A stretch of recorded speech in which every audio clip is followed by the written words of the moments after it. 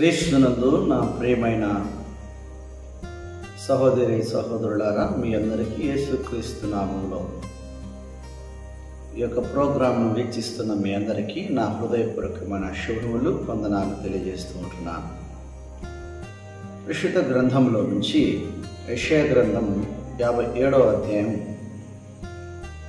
15వ వచనంలో ఇలాగ రాయబడింది: దేవుడు ఎక్కడ నివసిస్తాడు? దేవుడు ఎలాంటి జనుల మధ్య నివసిస్తాడు?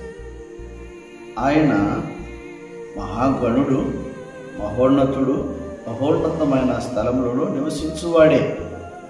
ఎవరూ సమీపించరాని తేజస్సులో ఆయన మాత్రమే అమరత్వం గలవాడై ఉన్న దేవుడు.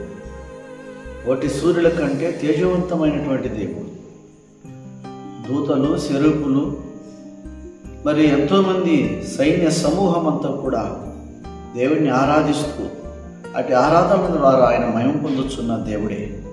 అయినప్పటికీ కూడా ఆయన మరి ఎలాంటి వారి మధ్య జీవిస్తాడని దేవుని వాక్యం సెలవిస్తుంది అంటే, వినయము గల వారి యొద్దను, దీన మనస్సు గల వారి యొద్దను నేను నివాసము చేయుదునని ఈ యెషయా గ్రంథం 57వ అధ్యాయం 15వ వచనంలో రాయబడింది.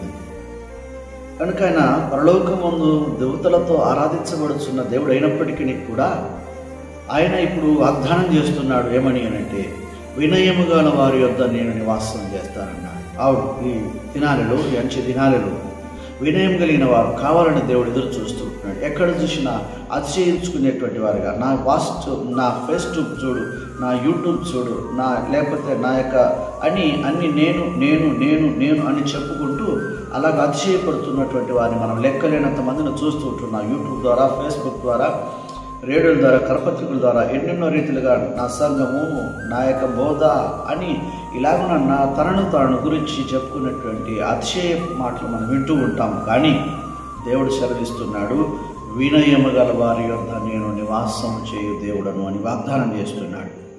ఈ వాక్యం వింటున్న నా ప్రియ సోదరి సోదరులారా, నీ మధ్యలో, నీ కుటుంబంలో దేవుడు నివాసం చేయాలంటే దేవుడు నీ ద్వారా కోరుకునే మంచి లక్ష్యం ఏంటంటే వినయం ఉండాలని కోరుకుంటున్నాడు. కాబట్టి దేవుని వినయము ఉండాలని కోరుకుంటుండగా మనమందరం కూడా వినయముతో ఉండి దేవుని ఆరాధించే మంచి మనసు మనం కలిగి ఉందాము.